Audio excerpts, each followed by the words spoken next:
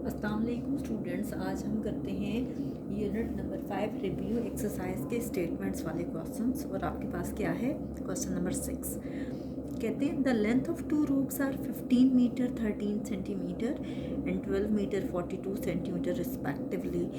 दो रोप्स हैं, दो रस्सियाँ हैं और उनकी लेंथ दी हुई है, उनकी लंबाई दी हुई है, पहली रोप की, फर्स्ट रोप की और दूसरी रोप की भी। But is the total length of two ropes, दोनों रोप्स की टोटल लेंथ कितनी है, टोटल लंबाई कितनी है। But is the difference between their lengths, उनकी लेंथ्स के दरमियान कितना डिफरेंस है। ठीक है, तो हम इसका सोल्यूशन स्टार्ट करते हैं। क्वेश्चन नंबर 6 हम स्टेटमेंट के मुताबिक लिखते हैं कि क्या कह रहे हैं। सबसे पहले होगा लेंथ ऑफ फर्स्ट रोप, पहली रोप की लेंथ लेंगे। याद रखिएगा जब डिफरेंस फाइंड करते हैं तो उस सूरत में जिसकी ग्रेटर वैल्यू होती है वो हम ऊपर लिखते हैं। बहरहाल इसमें तो कोई ऐसा इशू नहीं है। Length of first rope 15 metre 13 centimetre है और लेंथ ऑफ सेकेंड रोप जो है वो आपके पास है, सेकेंड रोप आपको दी हुई है 12 मीटर एंड 42 सेंटीमीटर। आपसे कह रहे हैं but is the total length of both ropes. आप बेशक लिखते हैं कि total length of both ropes या टोटल लेंथ लिखते हैं, कोई इशू नहीं है, एक ही बात है, टोटल लेंथ लिखते हैं। ठीक है, अब इन दोनों को हमने ऐड करना है। ठीक है, हम ऐड करते हैं। 3 + 2 आपके पास है 5, 4 + 1 क्या है 5, 55 मीटर। 5 + 2 आपके पास है 7, 1 + 1 क्या है 2, 27 मीटर। 27 मीटर और 52 सेंटीमीटर है, सॉरी 55 सेंटीमीटर। ठीक है, ये सेंटीमीटर है, तो ये हमारे पास यहाँ पे सॉल्व हो गया। 27 मीटर एंड 55 सेंटीमीटर। नेक्स्ट है इसका बी पार्ट। ये तो हमने ए पार्ट सॉल्व किया, बी पार्ट में वो डिफरेंस कह रहे हैं कि डिफरेंस फाइंड करना है। तो उसी तरह से हम करेंगे कि length of first rope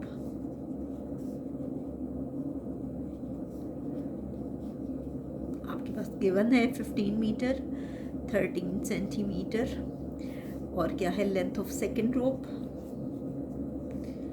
second rope दिया हुआ है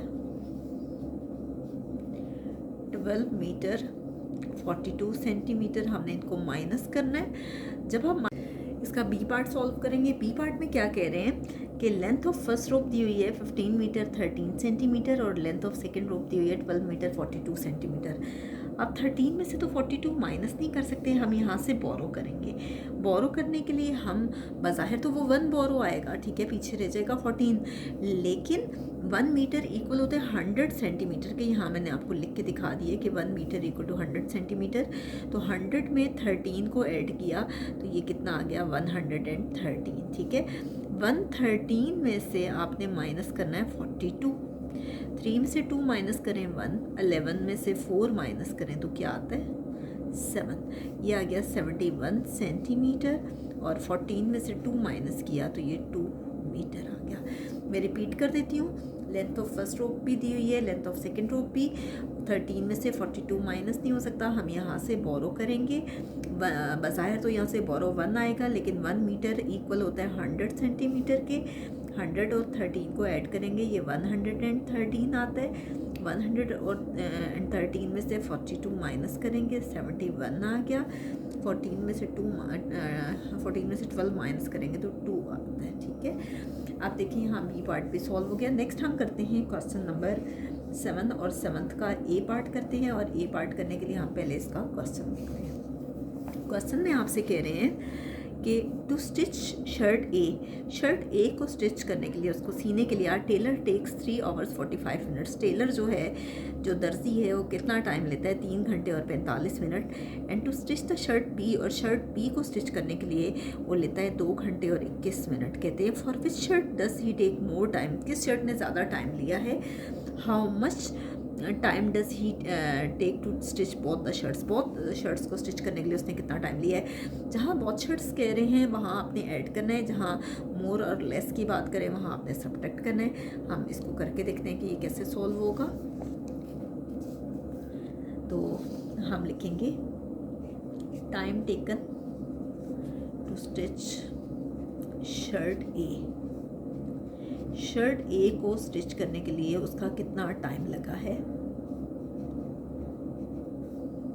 3 hours and 45 minutes। और शर्ट बी को स्टिच करने के लिए time taken to stitch shirt B,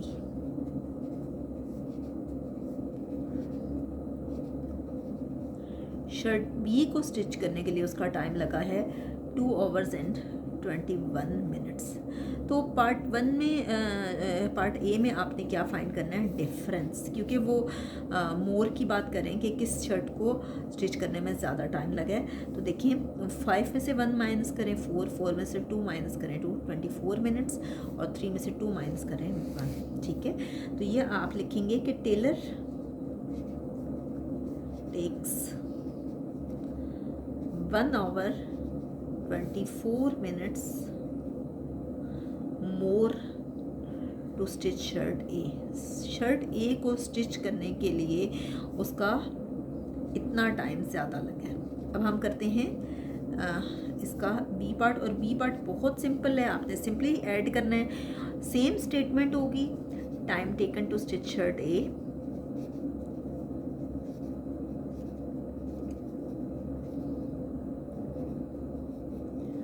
कितना टाइम लगे? 3 hours and 45 minutes, और इसी तरह से 2 hours and 21 minutes। Same statement होगी, बस हम इसमें ऐड करेंगे time taken to stitch shirt B.